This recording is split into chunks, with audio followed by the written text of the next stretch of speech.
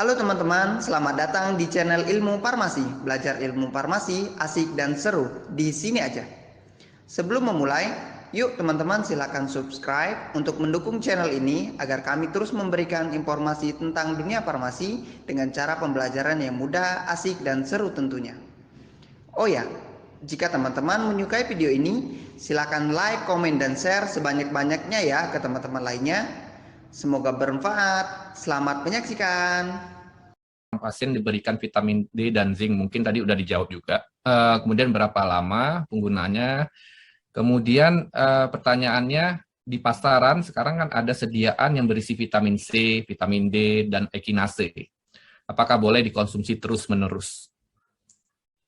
Ya, jadi preparat yang mengandung ekinase itu kan bisa dikonsumsi selama 8 minggu sebetulnya.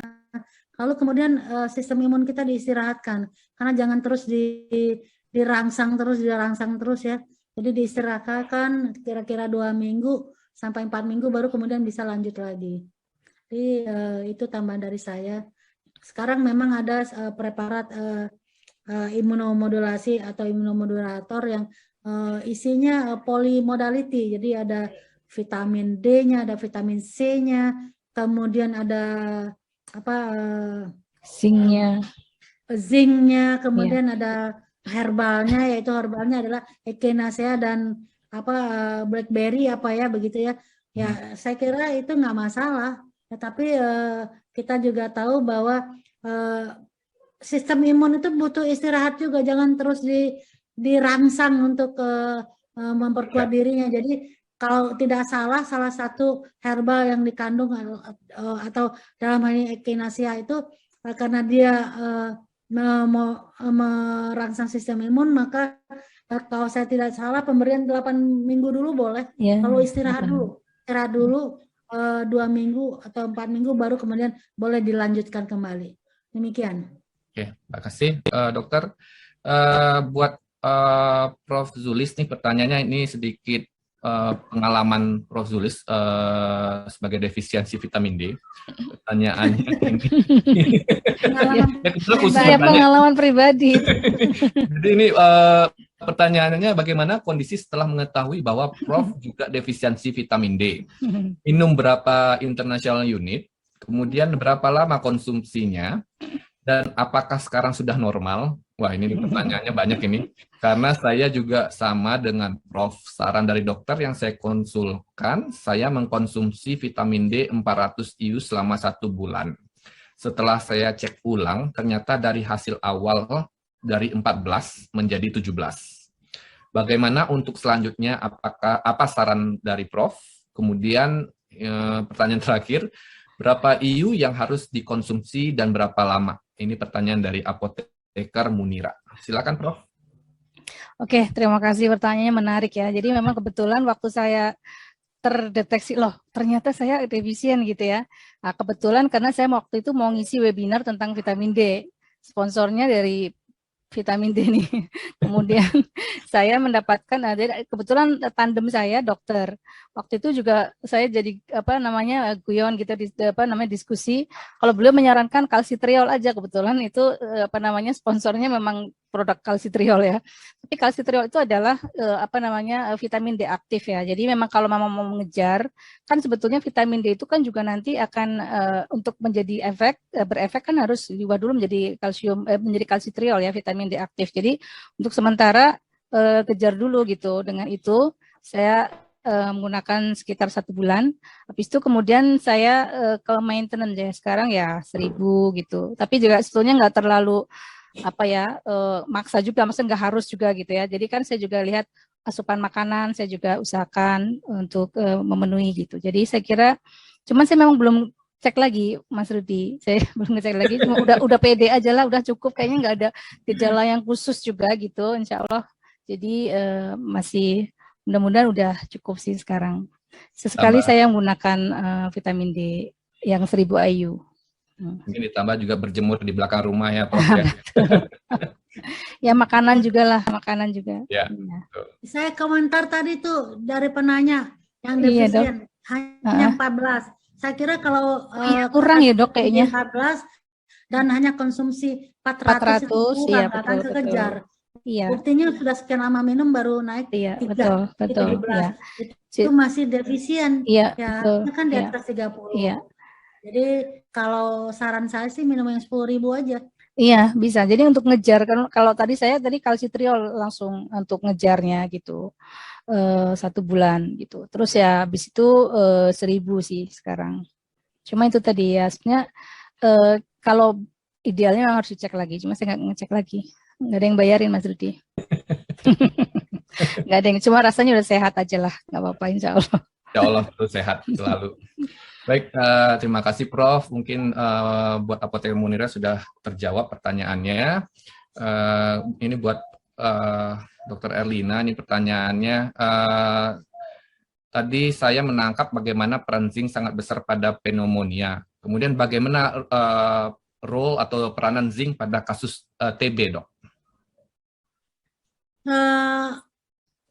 Sudah banyak pemberian zinc pada pasien TB, jadi dikatakan kalau zinc ini sebetulnya tidak mereplace, tidak menggantikan obat anti TB OAT ya, tapi bisa ditambahkan dengan tujuan mempercepat konversi sputum dari positif menjadi negatif, tapi pemberian obatnya tetap diberikan 6 bulan ya. Dan zinc hanya itu saja, adjuvan saja. Tetapi tadi saya katakan untuk TB ini bukan zinc saja, vitamin D juga. Nah makanya saya menyarankan supaya jangan minum zinc juga, vitamin D juga, ke yang lain-lain juga. Jadi akhirnya banyak sekali tablet di tangannya. Jadi kalau saran saya sih yang langsung yang campur satu, ya, kombinasi ya Dok. ada kombinasi begitu ya, karena memang bukan berarti kalau seseorang sakit hanya kekurangan satu mikronutrien saja. Oke. Ya, jadi untuk TB ya zinc bisa dipakai tapi bukan pengganti pengobatan, sebagai tambahan. Baik, terima kasih dokter.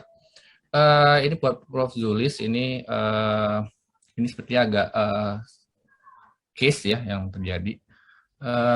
Jika ada pasien membeli vitamin D dengan dosis 10.000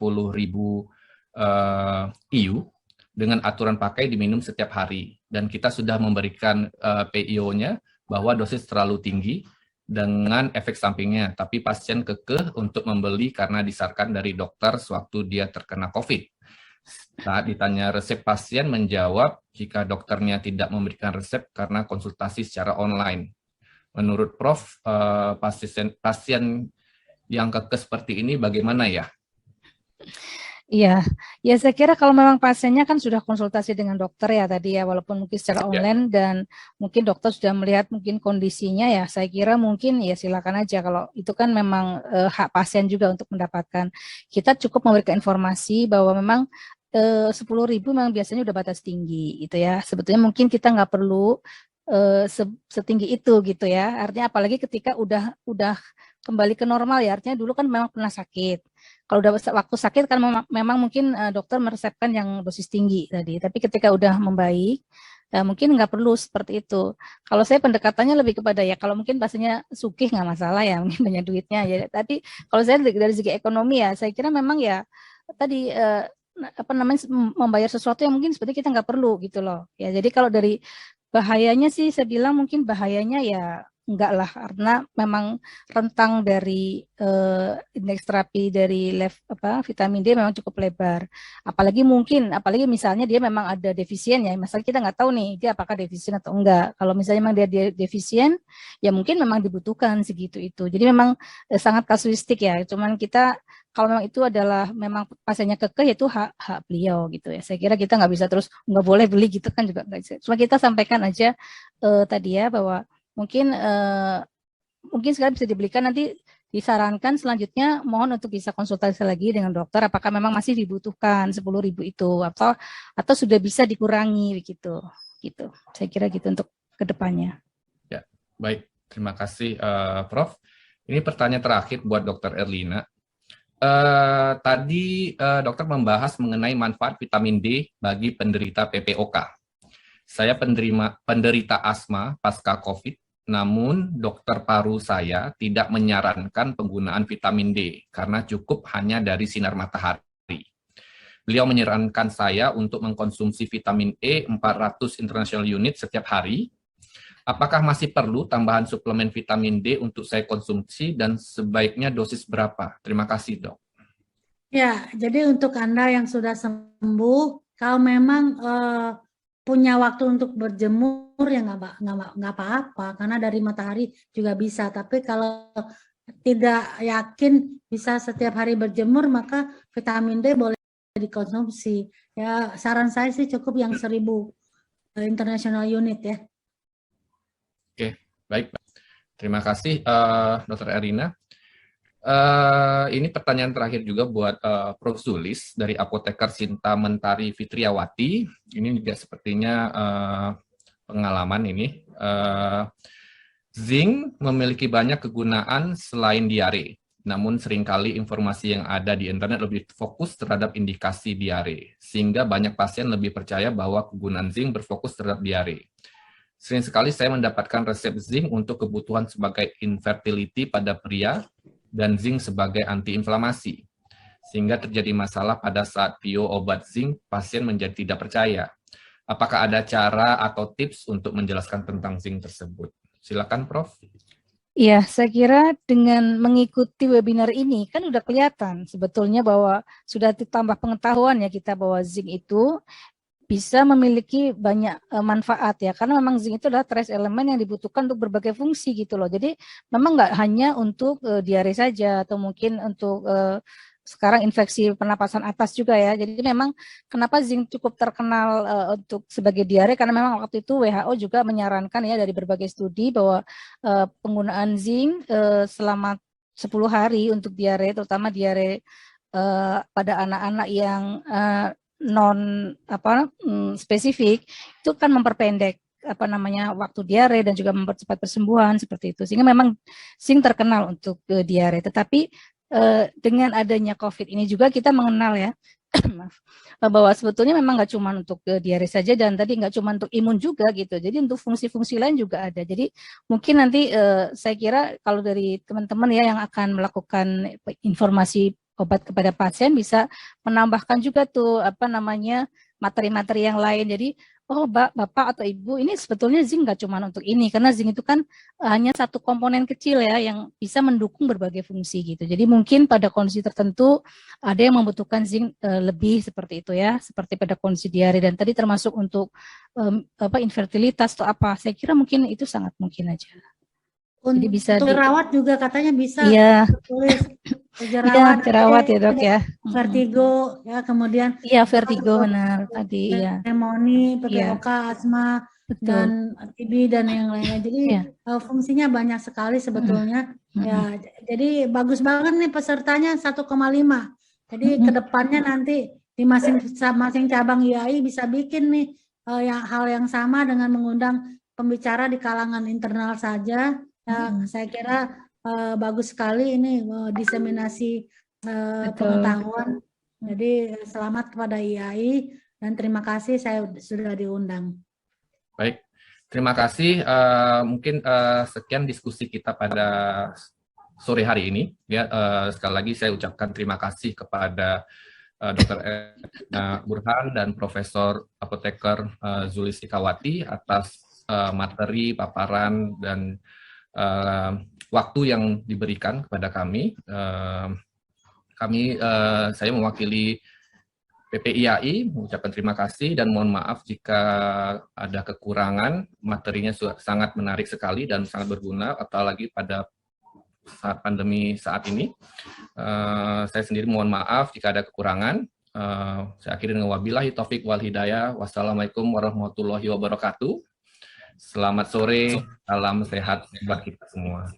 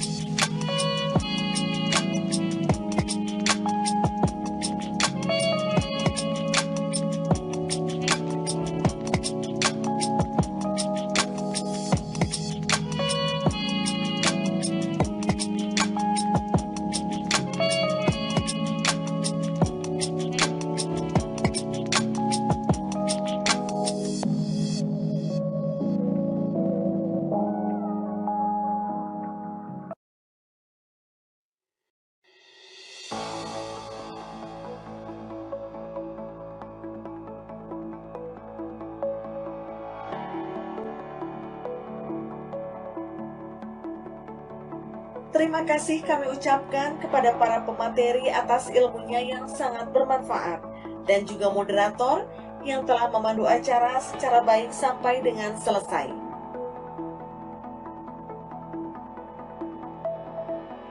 Kepada peserta disilahkan untuk melanjutkan kegiatan dengan mengisi post-test melalui tahapan sebagai berikut. Masuk login ke akun webinar, klik event yang diikuti.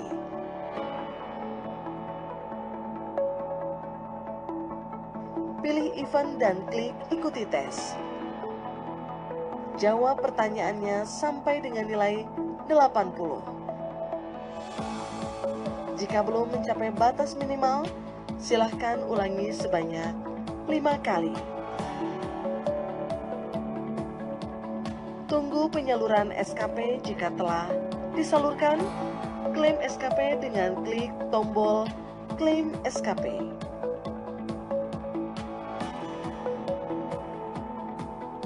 Dengan berakhirnya webinar pada sesi ini, kami seluruh jajaran panitia mengucapkan permohonan maaf yang sebesar-besarnya apabila terdapat banyak kekurangan dalam penyelenggaraannya. Tetap patuhi protokol kesehatan, salam sehat, selamat berkumpul bersama keluarga, dan selamat berakhir pekan. Berjumpa kembali di serial webinar berikutnya.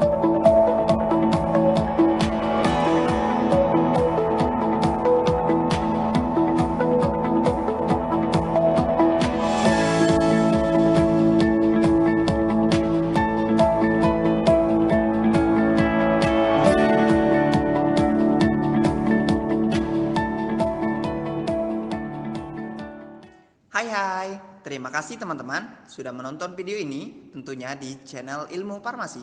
Jangan lupa subscribe, like, dan aktifkan lonceng notifikasinya ya, agar teman-teman mendapatkan informasi video-video terbaru dari kami. Oh ya, jika ada yang ingin ditanyakan atau disampaikan, tentunya hal-hal yang positif ya teman-teman, silakan isi di kolom komentar, yuk kita diskusi. Sampai jumpa di video selanjutnya ya, dadah!